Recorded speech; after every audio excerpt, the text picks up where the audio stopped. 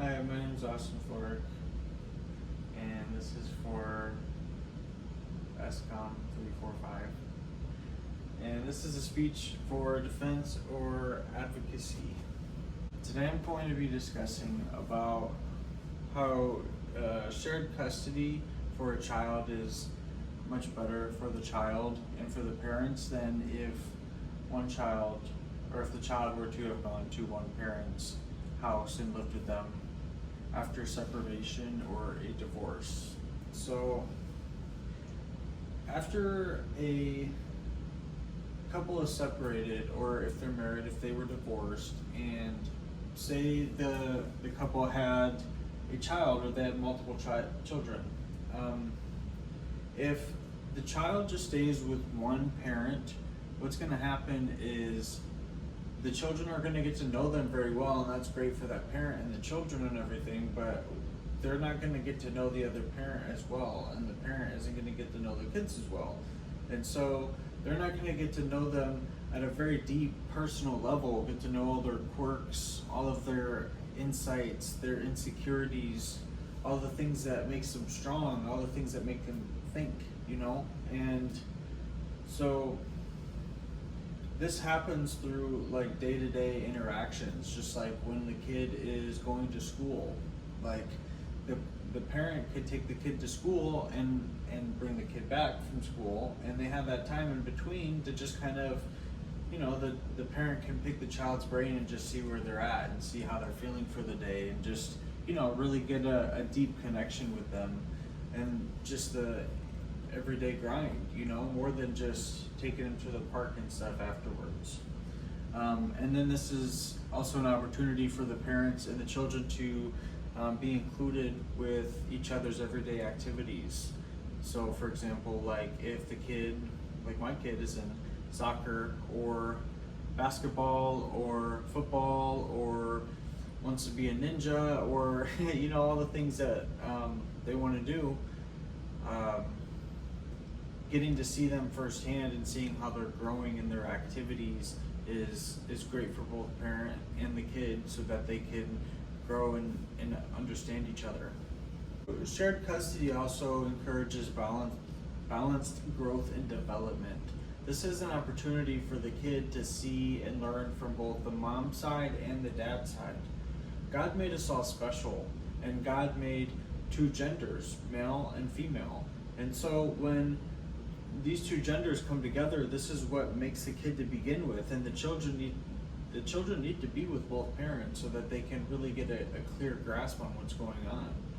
The way that I've learned it is that the mother is teaching them that God loves them by nurturing them and holding them tight, and then the father is supposed to teach them that God made all of creation for them.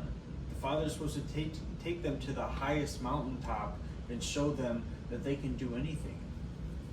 So they're supposed to be inspired and be loved at the same time, and they're supposed to feel that so deep in their body. And so the parent is teaching the children how to fend for themselves in a unique way. Like the parent, the father will teach the kid, like in the olden days, how to hunt and gather. In today's age, they'll teach them like science and math, and they'll teach them business, and they'll teach them how to go out into the world and do the things that they need to do to fend and protect their family. Or if it's a woman or a little girl child, then the mother and the man can teach her how to, take care of the house and take care of the children, and how to take care of her body so she can protect her womb when she has a child. And we need to be able to teach from both sides. And so mom and dad nurture the children with different perspectives and parenting styles, and they both have different life lessons. So if the child is only getting life lessons from one parent, then they're learning great lessons, sure, but they haven't learned lessons from both sides. And God makes us special, and He makes relationships special, where He brings them together two different people who are, like they say, opposites attract. So there's two different types of stories that are going to raise the child up to be who God needs the child to be in any moment. So then the child is demonstrated it's demonstrated how each parent cooperates in the world, and how each parent regulates themselves, how they regulate their nervous system, how they feed themselves, how they take care of themselves, how they take care of their home, how they pay the bills, how they live life in a way that is unique to almost every family. And so as generations pass down certain teachings and lessons, right? We take the good with the bad. Sometimes there's things that we want to clear out, and there's some things that we need to expand and continue to pass down. And just one last example that I would like to share is, for me, that I wasn't necessarily taught how to earn income that I feel like can properly support us in today's society. And so my goal is to learn how to earn income and then pass that knowledge down to my son so he can continue to pass it down. And instead of I heard this quote one time that a poor family, I can come from a poor family, but a poor family doesn't have to come from me. And so that is my goal in teaching my children.